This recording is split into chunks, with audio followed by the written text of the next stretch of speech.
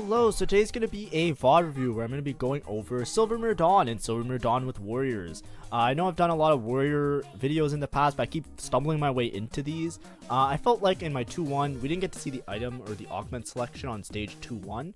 But in 2-1, I didn't really have the greatest option. I had decent melee items in this particular game, or I think I reforged into like a really good melee item. So I wanted to play towards melee. When I'm saying melee, it's just like a frontline unit that does damage a lot of the time. So you could think warriors, some of the multi-striker units like Kassadin is a melee unit, Akali's a melee unit. As you can see, I'm holding on to Kassadins and Akali's for those reasons. But all these units that kind of do damage as well as take damage while being in the front line. That's what I mean by melee units. So I had good items for that again. So it's probably going to be a Warriors game. It's usually the highest cap / most stable one because you can roll on level 8. You don't have to commit to a reroll, and then if you don't have a good reroll spot, you can kind of decide on it later. Here I just sell the Akali though because I don't think I'm going to be rerolling Akali from this spot. So I'd rather make Econ. Making Econ is really important early game. Yes, the copy of Akali is going to be really important later if I end up playing Warriors, but I don't even know if I'm committed Warriors right now. I would much rather just make Econ and play around this Warwick for a little bit. As you can see my board, I'm just using Warwick as an item holder. I'm not committed to Warwick reroll or anything like that. It's just because Warwick does a lot of damage and is really tanky. So Silvermere Dawn with like melee items makes it so that he will likely win me a lot of fights even as a Warwick 1. So if you have good melee items, a lot of times itemizing towards a Warwick and playing around if you have a Frost opener like I do is a really good option. It's a really good idea to kind of set you up for late game. You kind of have to know a little bit of these tricks like based on like what items you see and what opener you have and that type of stuff. But anyways, let's look at the stats for a little bit, just to show you just in terms of like items and stuff. If you look at items and you go in artifacts and you look at placement, you'll see that Silvermere Dawn is very high up. Excuse me. Silvermere Dawn has a very good placement. It's very good on units because it gives you a huge amount of stats. It gives you 50 armor, 50 magic resist, and the big one, the big egg in the room is the 165% attack damage. It gives you so much damage. So it's just such a really strong item, and it's really good on a lot of units because it also gives you a lot of tanky stats. Whenever you're thinking about melee units or frontline units that have to do damage, you really love those tanky stats on them. It also grants immunity to stun, so it works like a QSS, so really good on melee units once again because if they get stunned, they don't have time to heal and they can die. But the big thing is that it locks your attack speed at 0.5. That's the thing that makes it a little bit more specific in how you apply it. So as you can see, if you look at the stats, you'll see that's really good on Poppy. That's with Poppy Hero Augment, obviously. That's some high roll situation. It's really good on somebody like Camille, because Camille will dive the backline, just kill somebody instantly. And then there's a couple others that like they have low play rates. It's really hard to tell. But the main user is usually Fiora. Fiora doesn't really attack very fast, and she does a lot of her damage when she actually does the does her cast where she dives and hits a bunch of units. So giving her a huge amount of AD, you'll see that the sweeping damage that she does scales off AD primarily. So if you give her a huge amount of AD, she'll just do a massive amount of damage, right? Her split damage is 320% of her AD, her base damage 180 AD. So if you just Giga Juice the AD like Silvermere Dawn does, give her defensive stats as well as immunity to CC, you put yourself in a really good spot to actually win the game out. So it's like typically the quote-unquote Fiora item when you see it, but there's lots of other users that can use it, but a lot of them are very specific. A lot of times it's like hero augments, and then you'll see that a lot of the other users are pretty bad on it. I was looking at the stats before because I wanted to see if I could have maybe played Olaf, because I did have a Frost opener. I could tailor and get a Frost demo, maybe play 7 Frost Olaf. No, Olaf really likes to have attack speed. That's his whole thing. As you can see, like part of his ability is that he gains attack speed as his active, which gives him Omnivamp skills off his AP. But the problem is, like, if he's not gaining attack speed, you know, it's a little bit suspicious, right? If you lock his attack speed at 0.5 with Silvermere Dawn. But the reason it works really well on Fiora is because she does the Giga Cast, right? When you see Wukong and some of these other units, they're very niche. Like, this is probably like frontline Ezreal tech, which isn't, you know, that's a very situational thing. Jace is likely like a Jace 4 situation that you gotta worth the wait. Hecarim is one of the best users of it because Hecarim with multi-strikers, that's what I was trying to explain before, that multi-strike is a possibility. But some of the other ones, you know, you have to be really careful about it. I think if you look at Fiora, I think it is her best item, if I'm not mistaken. Oh, it just has Suspicious Trenchcoat as well. I guess it's a little bit worse. Silvermere. It is really good on her though. So always consider it. That's an opportunity. That's kind of what we're angling. Like I said, I didn't have the greatest of openers. I think I wanted to originally play Syndra in this game, and then I was contested, so I decided to pivot. And my pivot was that I hit Orn Artifact. I said, okay, let's just see if I get one that gives me a lot of direction, or one that's relatively strong, and I can make some flex board around it. Turns out that I hit Silvermere Dawn, so I'm going to try and angle myself towards warriors. I'm not going to go over the actual boards. I want to talk about Silvermere Dawn as an augment for like the little beginning portion of this video where I talk about stats and like the comp and like playing the game like that. So I'm not going to go back and go over the entire team comp and kind of like break down the same way I did in the previous videos. I think in the last 2 weeks or so, if you go on my channel, you'll see that there's multiple other warrior videos. There's at least 2 of them that I can recall in recent history. One that was done within the last week. So if you want to see like how to build the board and itemizations on the units and me talk about a lot more of that, then by all means, please check out one of those videos. They shouldn't be too hard to find. The thumbnails are pretty descriptive. Just go to the one with the giant Fiora on it, and it'll talk about warriors. I don't particularly like warriors, by the way. I love playing around melee units. I've liked it ever since I first started in TFT. If there's a good melee comp, I'll always like angle myself towards it. Like I remember in set 10, I always played Riven reroll. If you look at those videos from way back when set 10 was released, like a couple months ago, I played Riven like every spot that I had that looked mildly like I could play Riven. Like I just played Riven reroll because I just really like it when you have like these melee units. I find that they're very descriptive in how they work, so it's not that much RNG. So for example, Fiora, the way that she dashes, it's like dash towards the largest clump, within 3 hexes, so like you can actually like figure it out, and if you practice it or if you play a lot of it, you start to get that idea of how to like properly play around it. Here I mess up a little bit, so I took Keepers. Keepers isn't a mess up. Keepers is really good. So anything where you're playing melee units, Keepers is one of the best augments you can hit. It's really good with multi-strikers, and it's really good with warriors. Basically, because you're clumping all your units in the front line anyways, and they're all going to be like dashing around and jumping, giving them the health shield gives them a lot of sustain. Whenever you're thinking about a melee unit, you always have to balance damage and sustain. When I say sustain, they need to have Omnivamp, so they need to have some level of healing because they're taking damage being in the front line. They're not like a backline carry that only gets aggroed much later in the fight. They also have to have good defensive stats for sustain, so they have to have like, you know, armor, MR, or some level of like shielding. So all of those matter a lot. Getting Keepers, it gives you like this huge health shield when you start, so it puts you in a really good spot to not take too much damage early on. You can kind of get your first cast off, get some ability stacking, whatever needs to be done depending on the unit. So think like Gwen, for example. She kind of scales into the fight because every cast that she does, she gets an extra snip. So having that early dealing early with the damage is really important for her. So Keepers generally is one of the best things you can hit. That guy's committed Warwick reel, that's fine. I'm still rocking this Warwick 1. I haven't found a better item holder just yet. I could maybe put these items on Nyla, but I'm looking for another warrior, and then maybe I'll swap over items. I made Even Shroud, I put on Blitzcrank. Even Shroud I can use to put on one of my frontline units, or I can even put on the Fiora so that she brings Shred around with her. It makes it also a little bit easier than something like a Last Whisper. Because Even Shroud spreads to like a couple adjacent units as well. So when Fiora does her Giga Cast where she hits like a bunch of units at once, you don't have to have the Even Shroud on her to get the effect of having it hit all of those units. But I'm basically going to be rolling on level 8 here. When I talk about rolling for Fiora, you should always think that I'm rolling on level 8 for Fiora. I might play a 4 warrior comp. If I don't play a 4 warrior comp, I might play one of those mixed boards where you play Karma with 2 warriors. Both are totally fine possibilities here. Silvermere Dawn is very strong.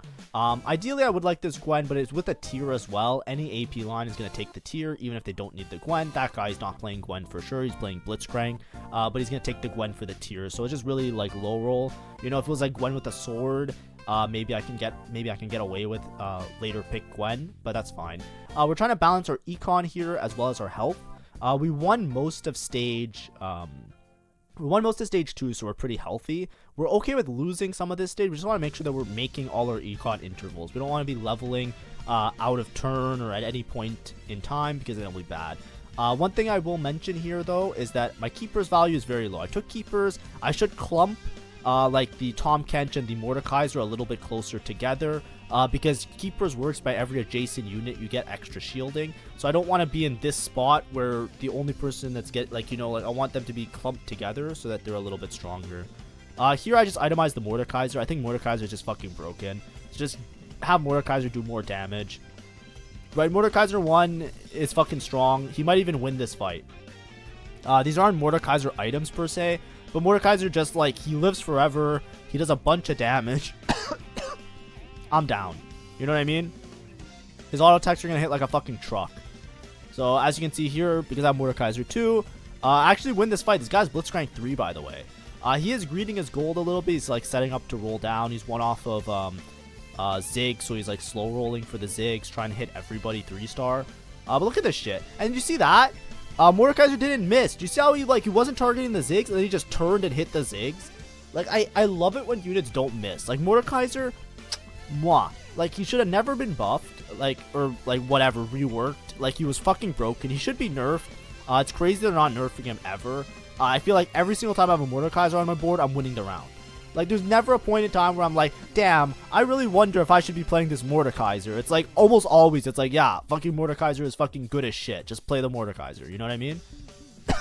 So anyways, I'm playing the Mordekaiser, and he doesn't miss, right? Like, I'm sure it'll come up here. I bitch about it in every one of my Warrior videos. Gwen lets me down so many times. Like, I know it's, like, on me. Like, I'm gonna talk about it a little bit. Like, I know it's on me. Like, I usually put Gwen in these situations, and I'm just like, please, Gwen, can you bail me out? I just need to win this one round, and then maybe I can go first this game. Or I just need to win this one round, and maybe I can top 4. And, you know, like, I'm praying to the Gwen gods. I'm looking at my Gwen on my board. I'm like, come on, Gwen, you can do it. You can do it. I believe in you. And then Gwen's just like, nah. And she fucking, like, snips to the side. And she just fucking whiffs all the time. She's like, fucking misses. No, there's nobody there. It's like there's one person to the left of you, and there's nobody to the right of you. And Gwen, like, I wonder where I should aim. And she fucking aims to the right. It's like, it happens so many times.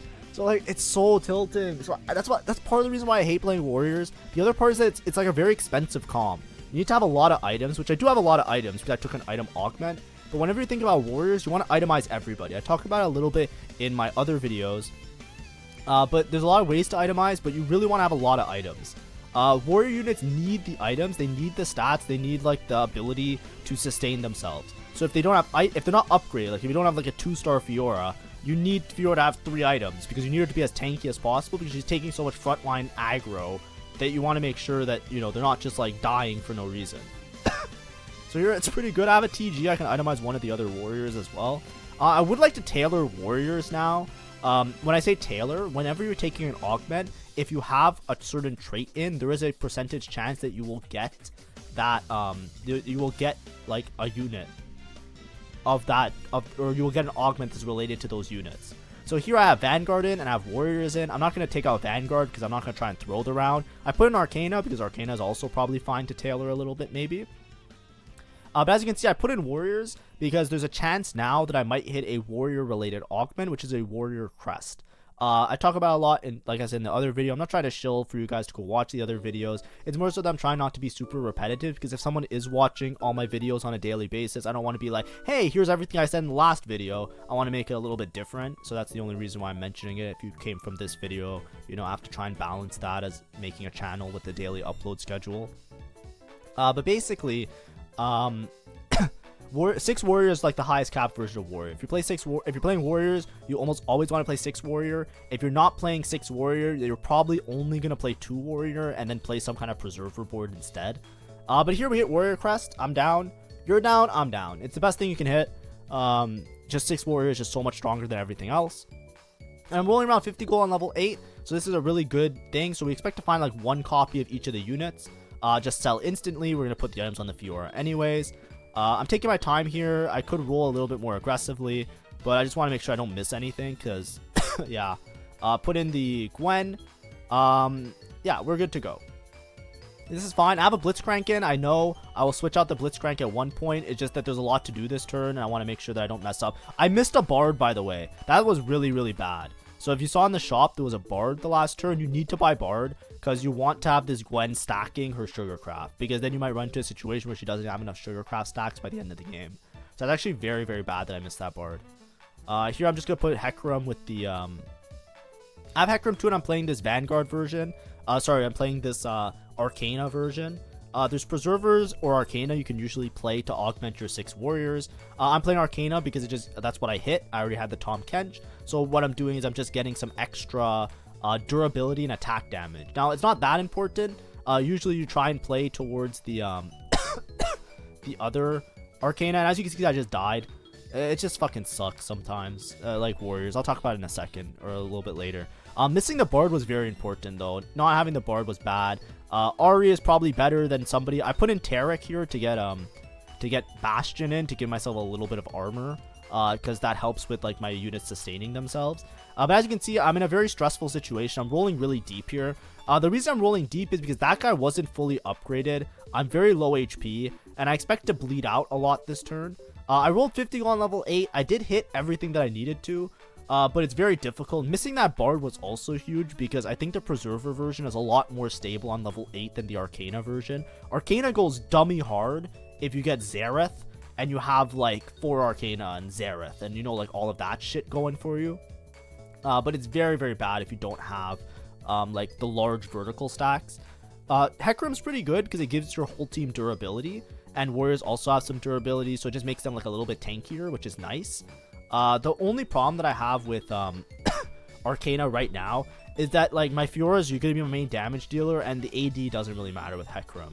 So I would rather have more sustain for all my units, which is why I lean more towards the Preserver line being a little bit better, just having everybody passively heal, as well as giving the Gwen stacks of Sugarcraft, so she does a little bit more damage late game, because I'm going to be dual carrying Gwen and Fiora. But this is the type of game that usually happens to me when I play Warrior. I know that in the past, like, there's been 1 or 2 videos that I show you. They're pretty high roll, and I always say, it's really high roll here because I have upgrades. A lot of times, even if you have 6 Warrior, you just lose a lot of these rounds. Now, obviously, maybe my placement's a little bit off. There's some rounds that maybe can come down to like a Charm Diff.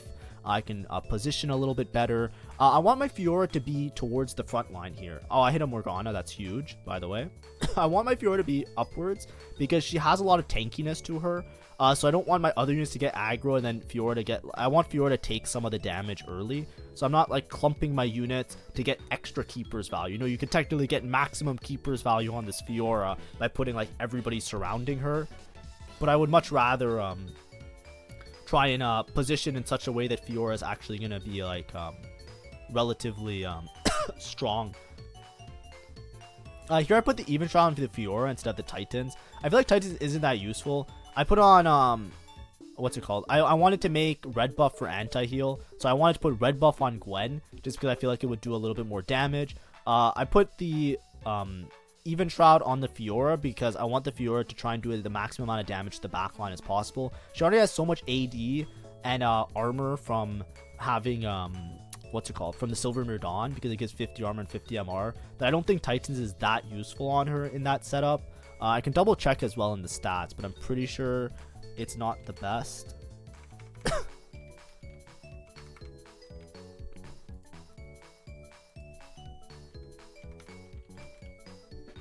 Yeah, it's like, it's really bad. Like, this is what I was thinking.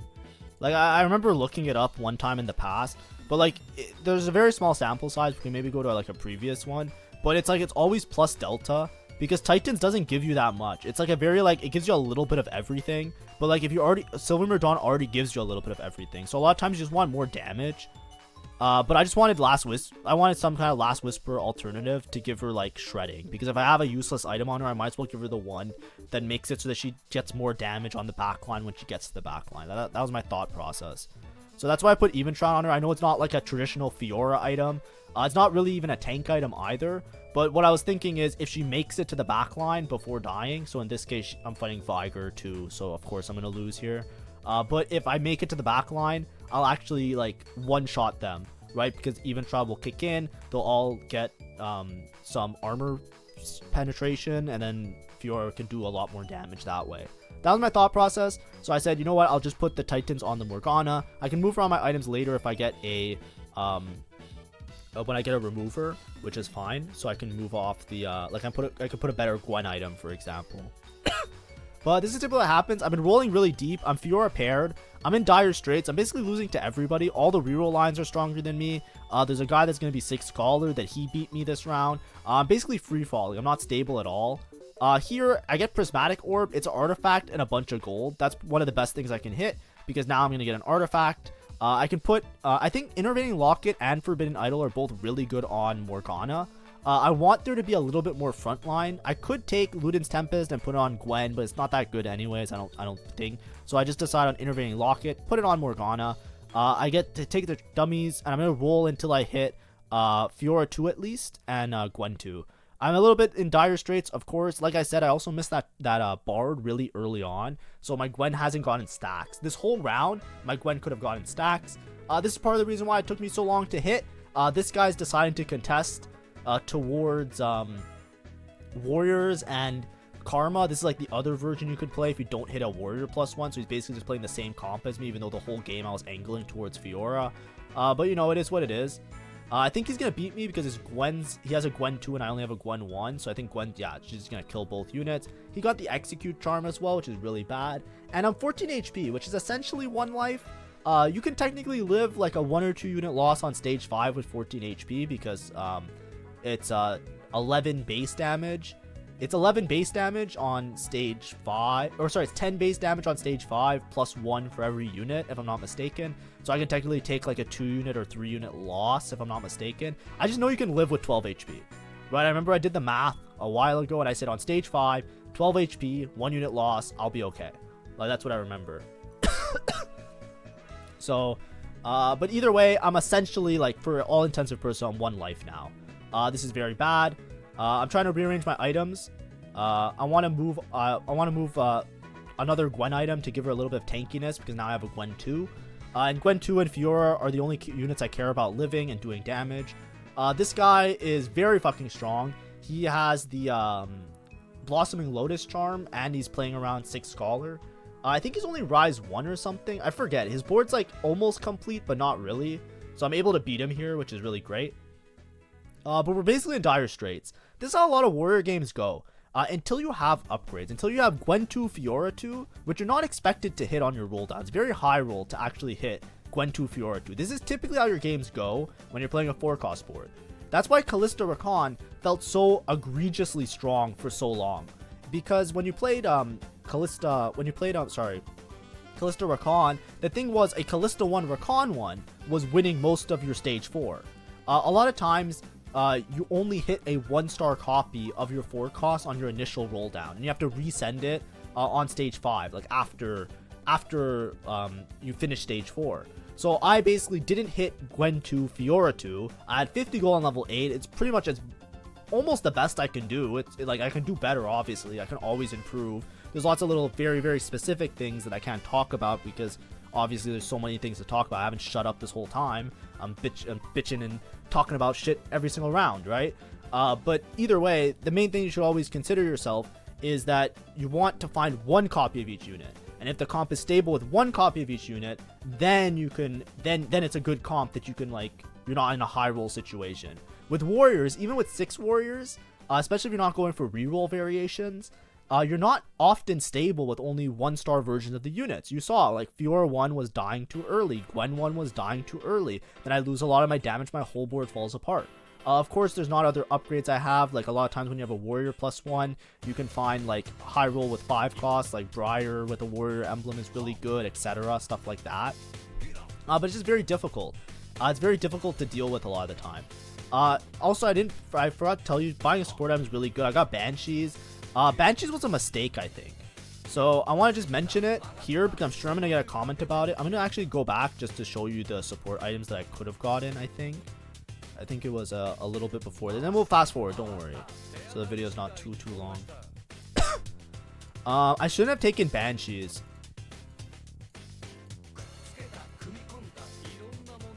So gain a support item, Anvil. Support items are always very, very strong. It's one of the best charms you can hit. The only thing I would be leveling for is an extra preserver. There's not really any synergies that I care about a lot. I think it would have been better for me to take Aegis here because my Fiora already has Banshee's value with the Silvermere Dawn. So that's a huge mistake from my part, and it's a big oversight. So I'm going to mention it here. Like, it gives attack speed, which is really good, but Fiora's attack speed is locked, and Silvermere makes her immune to CC. So Banshees is not that good because I'm only going to be using on another one of my units, and I think I forget about that during this game because I was very stressed, right? I'm 1 life. I have the feeling that I'm going to go bot 4, so I just take Banshees because in my head it's like, oh yeah, Banshees is always good with Warriors. In hindsight, it's really bad, and it also does pretty much nothing for this Fiora. So Aegis probably would have been a little bit better, just to give my whole team attack speed and a little bit of armor, because at least a Fiora can use that. That's like my main unit. If I take Banshees, I shouldn't place Fiora in the Banshees because it doesn't give her value. I should place Gwen and maybe Morgana. So I'm gonna point it out right here, and as you can see, I'm gonna make this mistake. It's because I'm just not thinking about it, right? Sometimes I just do knee-jerk reactions, right? There's so much to think about in a round. Positioning, who am I playing, how many lives am I, what other people are holding, do I level, do I use my gold? Like, there's a lot of things to think about in TFT, and I was also streaming when I play these. I know I always use the streaming excuse, and I'm sorry about that if it makes you upset. But it's a true thing, right? If I'm streaming and I'm talking to chat and I'm talking about stuff, even if I don't have a chat because I'm a small streamer, I'm constantly looking at chat, because if I ever miss a chat message, you know, I'm fucking depressed for the rest of the day, because it's like I missed my one chance of talking to another human being, because that's how it is when you're streaming and you're a small streamer. So then it just eats you up and then you play even worse. So like, I'm constantly distracted.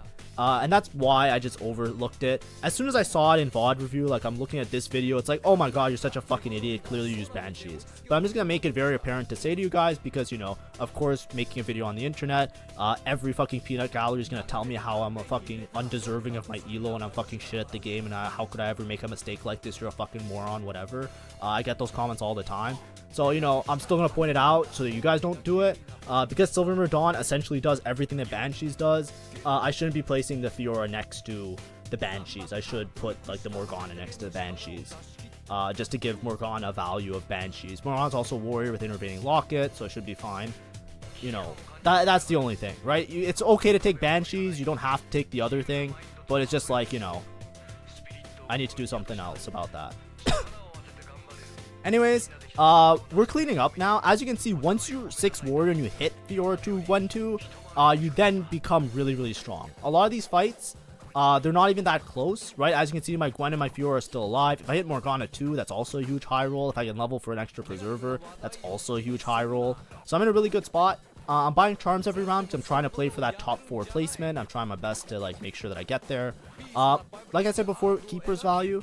Yes, I could clump myself into the perfect hexagon to give myself the maximum Keeper's value. However, I do like this type of positioning where my Gwen and my Fiora are in the front line. They can take a little bit of early aggro and then go for it, go forward. I don't want to put full Keeper's value and then trap my units, and it takes them a lot of time to walk around, and then they don't get their first cast off, they don't do damage yet. It's a little bit like, there's times for it, yes, and there's times for it, no. I think I like this positioning, which is why I'm going for it, and because I have Banshees, I want to kind of keep my units in this type of like frontline middle area. And I also think that it's a lot easier. It's hard to move everybody with Keepers, so I like to have them more centralized, because then the Fiora has a better chance of dashing the backline, especially if they clump. So I like this type of middle position, so I don't have to like grief myself by going from one side all the way to the other side with Keepers. Of course, it's a little bit of a lazy positioning. If I'm more dialed in, I would definitely like pick left or right to try and get like a wrap. Often you want to position your melee units either on the left side or the right side. If they kill a unit, they just like instantly like jump to the back line, because you have so many units clumped towards the front line that they take up all the hexagon squares, and then they just walk to the back line. That would be better, obviously, in some fights, and there's surely a better positioning in certain fights that you can see, but I just want to point it out here and there, like some tidbits, so that there's a little bit of like reasoning for what I'm doing. Here I'm finally gonna move off the thing. I got a Sterex, which is great. So I'm gonna put Sterex on Fiora. It's one of her best items. It gives her like extra HP. It gives her extra attack damage. So I'm totally down. And then I'll take a Thieves Gloves and I can itemize this Katarina. I'm gonna level up here. Leveling up just for the Rakan, because I want to get an extra Preserver. I don't think I'm gonna hit Morgana 2 anytime soon, so I'm not greeting to go 9. There's another motherfucker who's level 10 if you looked on the side monitor. This guy's really scary. If he hits his upgrades, he only has Morgana 1 right now, but he's 6 Scholar. He's also Rise 2, so there's a good chance that he'll eventually outcap me. A lot of this fight comes down to if my Fiora can kill enough of these Scholar units before they get their casts off. So I'm able to beat him. He lives with just like 1 HP, which sucks because, like, come on. Like, I just need to kill him by like 1 more unit or 2 more. I guess it's 3 more units actually. So he would have lived anyways. But man, he's so close to hitting everything. So I'm pretty sure I'm the strongest in the lobby right now. This is like how Warrior kind of works, right? You're either you're really weak for a lot of the time. Then randomly you become very, very strong once you hit Gwen 2, Fiora 2. You're easily the strongest in the lobby with 6 Warrior, Gwen 2, Fiora 2. They just solo every single board. They just absolutely delete them. But then after that, it's really hard to cap the board higher than this because you lose so much HP if you're stuck on Gwen 1, Fiora 1. So that's why it's very risky, and this is why I don't really like to play it that much. I know I do play it a lot. It's not because I enjoy it, it's because I genuinely don't have another comp to play with the patch. When I hit melee items, like I look at it, it's like I'm either re-rolling or I'm playing Warriors. Like, that's it. Like there's not really another option. So I didn't want to re-roll because I didn't like my re-roll spot. I didn't have multiple copies of Kassadin. I had 1 copy of Akali that I chose to sell, excuse me. But, like, you know, with Silvermere Dawn, it's not good on either of these units. You have to play around Hecarim. So I have to make the conscious decision starting the game out. Am I just going to play towards Hecarim this game? It's like, probably not. That's not a good idea. Anyways, we hit Morgana 2. I farmed a Morgana off the other guy. So I actually end up hitting Morgana 2, which is huge. Like I said before, I should be Bansheeing the Morgana because Silvermere Dawn, I'm pretty sure she doesn't get the attack speed from Banshees. And Silvermere Dawn makes her immune to crowd control. So my Fiora doesn't need Banshees, right? If I didn't have Silvermere Dawn, Banshee's like the best in slot item you can have for Fiora and Gwen. But in this case, I really don't need it. So it's like I should just move the Fiora somewhere else and then put the Morgana there. So it is what it is. This is the Warwick reroll player. He's going to be very fucking strong. He's level 9. But he only has a Xerath 1 and the Xerath doesn't have items. So long as I can stall out this Warwick, I should be able to beat him, which is actually pretty exciting and pretty cool. He has a bunch of artifacts as well, but that's totally fine. There was a lot of like shenanigans with orb drops, but I'm pretty sure I one-shot this Warwick. Yeah, he's just fucking dead. And we win. This is what usually happens. Your Gwen and your Fiora are going to live forever. The rest of your board is just trying to like help them out a little bit. If you have like Katarina 3 and Nyla 3 and Akali 3, then you're in like a Giga win out position. But of course, these are all like good to have. I'm not quite sure what I want here. I should take a Morgana item, if anything. I took more anti-heal.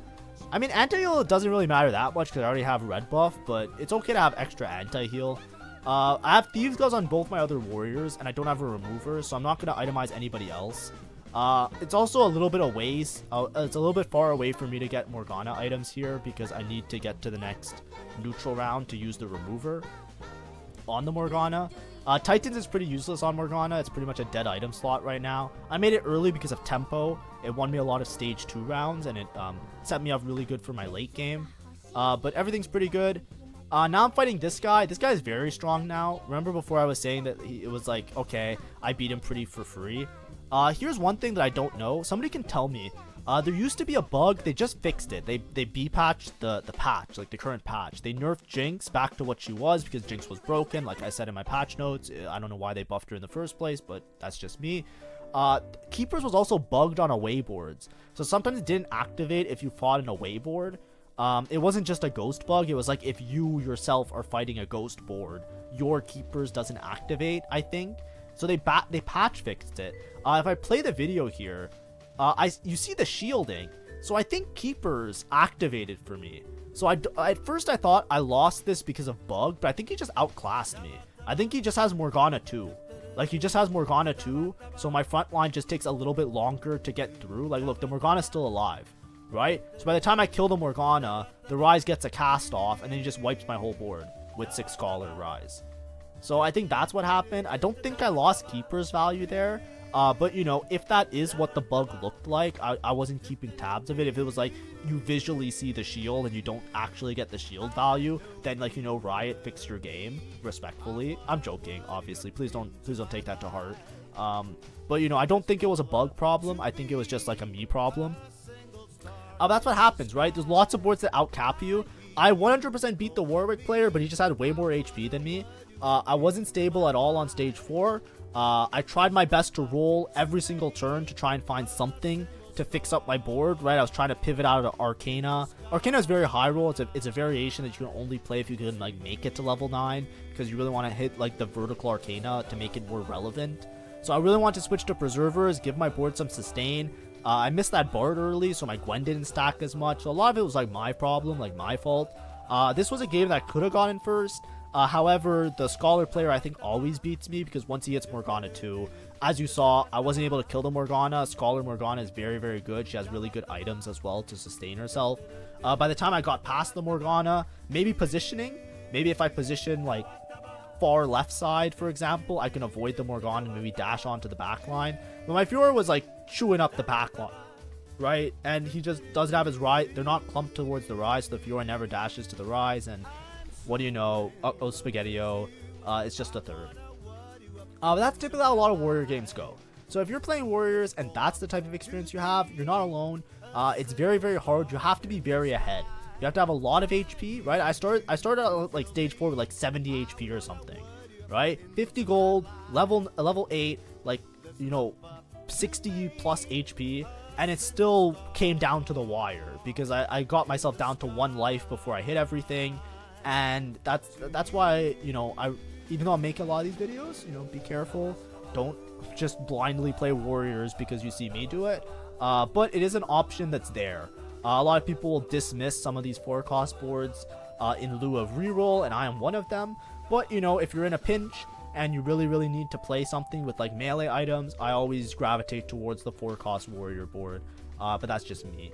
I did get bailed out with the emblem, by the way. If I didn't have the emblem, it would have been more of like a Karma kind of spot where I would have played like Karma backline or something like that. But of course, hopefully that was a fun video. Hopefully it was informative. And hopefully it's something new relative to the other Warrior videos I did. So it's not just boring if you are watching multiple videos in a row. And if you are watching multiple videos in a row, thank you and hello. And please like and subscribe. And thank you, even if you're not liked and subscribed, thank you so much for supporting the channel and just being around. But yeah, without much further ado, goodbye until tomorrow. Tomorrow should be a guide video. We're going to talk about econ tomorrow, so look forward to that.